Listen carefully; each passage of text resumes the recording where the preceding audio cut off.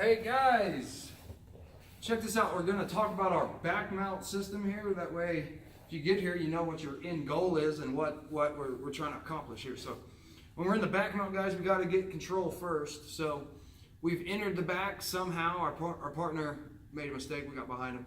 Now I got to make sure before I can do any submissions, I got to control the guy or the girl.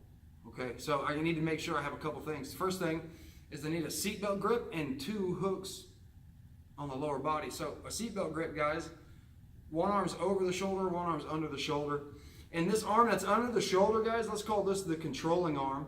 I can do it in a couple different ways. I either am going to be grabbing the hand on this arm, or I'll have a locked hands in a seatbelt, or I like Kimura seatbelt where I have a little bit of both going on right here. Okay, either of them's good. I usually have this as I'm attacking a choke. This is just like a quicker grip, and this one's more if I'm setting up submissions and transitioning. So it just kind of depends on what the situation is. But either grip is good, but one thing you have to make sure you have is your arm over the shoulder and your head on opposite sides. And my head has to stay here. I need to be ear to ear or just have my head tight to the shoulder. I like to say to keep your chin resting right here. Once you have control with any type of grip, okay, depending on what you're doing, now you have to pick a side that you want to attack from. So it's always better to go to this side, guys, away from my choking arm. It seems like it's the easier side for them, but if I know how to keep my head here, there's more submissions and more things I can do over here, and I can trap their arms. Over here, I can't trap their arms, and I can really only do one move. It's a rear naked choke. So ideally, we always want to end up going over here. So let's get this grip, Kimura seatbelt grip. I'm going to go over to this side, and we can talk about how we're going to set up our position here.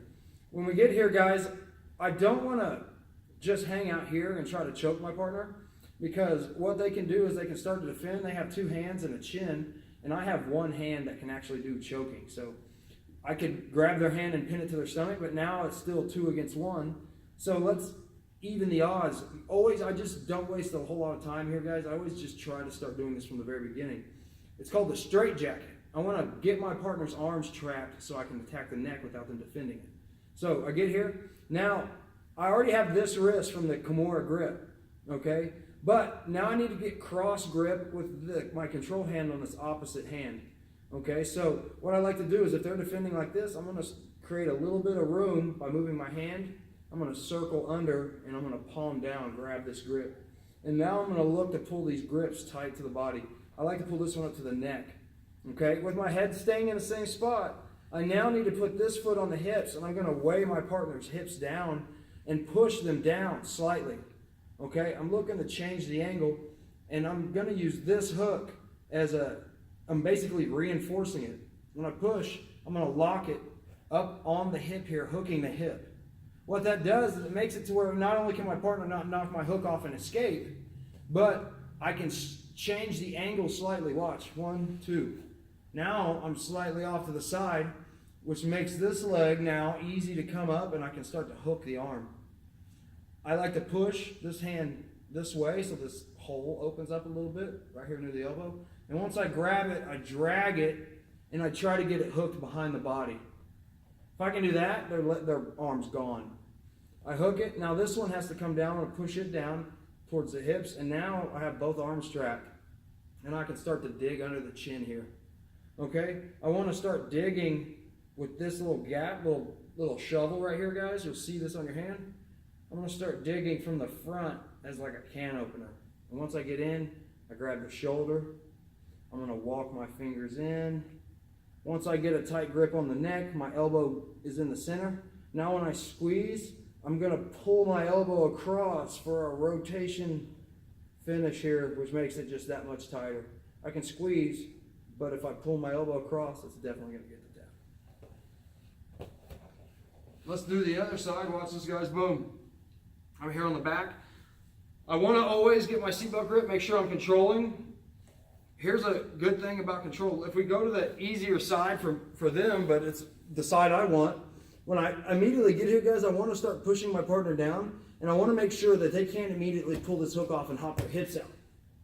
So when I go here, foot on the hip, I'm gonna bring this foot up.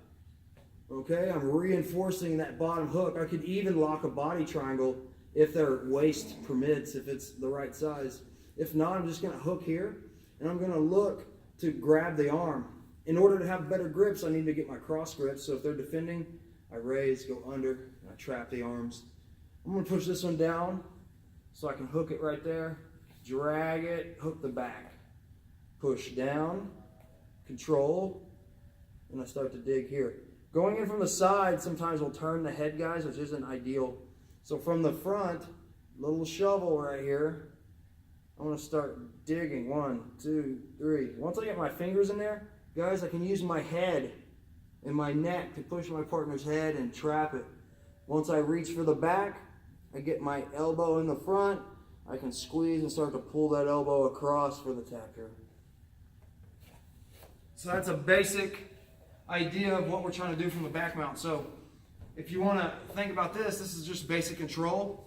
This position, guys, once we get to here, the straitjacket is our dead zone, triple threat position. Okay, I have a few other options from here, but if you can get here, this is our ultimate goal in the back when we're looking for the submission. And I'll make another video with some more options. Go try it.